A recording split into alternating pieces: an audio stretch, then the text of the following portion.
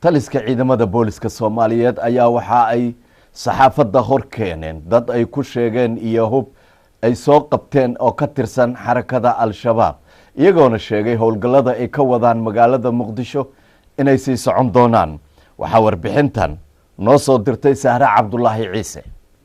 taliyaha ciidanka booliska Soomaaliyeed General Cabdixakiin Daahe Saciid oo maanta shir jaraa'id saxaafadda ugu qabtay magaalada Muqdisho ayaa waxa uu faahfaahin ka bixiyay howlgallada ciidamada booliska Soomaaliyeed ay ka wadaan gudaha magaalada Muqdisho maalmihii ugu dambeeyay waxana uu taliyuhu sheegay in amni darrada dalka Soomaaliya ka jirta uu dusha kaga tuuraya siyaasiyiin kuwa uu ku macneeyay inay yihiin jagadoon sidoo kale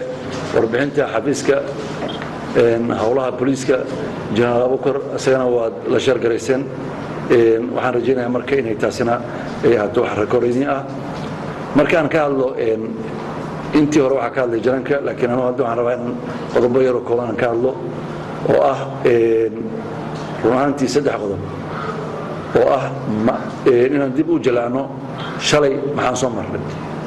maanta halkay joognaa maxaan seegsanaynaa waxaanu soo maray runtii waqti adag oo ummadda Soomaaliyeed ay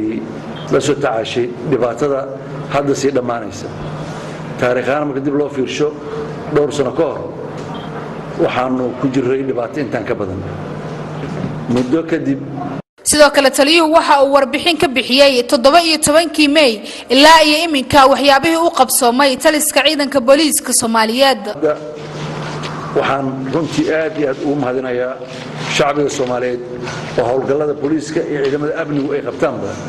qaybta ugu weyn waxa gacan ka geysta shacbiga oo nolol soo socodsiiya waxa ugu muhiimsan oo dhibaatada geysanaya waqti walba oo munaasabana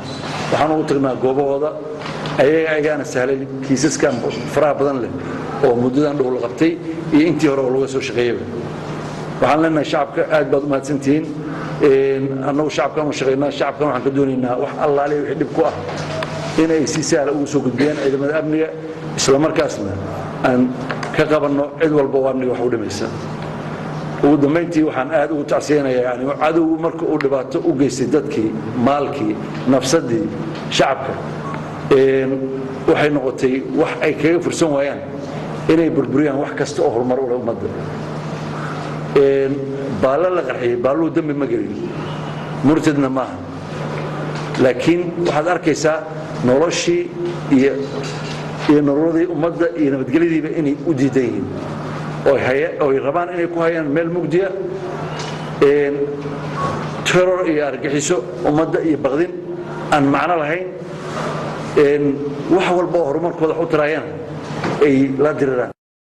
taliska ciidanka booliska Soomaaliyeed ayaa warbaahinta u soo bandhigay hub iyo walxaha qarxa iyo sidoo kale dad la sheegay inay ka tirsan yihiin xarakada Al-Shabaab oo boolisku gacanta ku soo dhigeen Sahra Cabdullaahi Ciise TV-ga Somsad Muqdisho.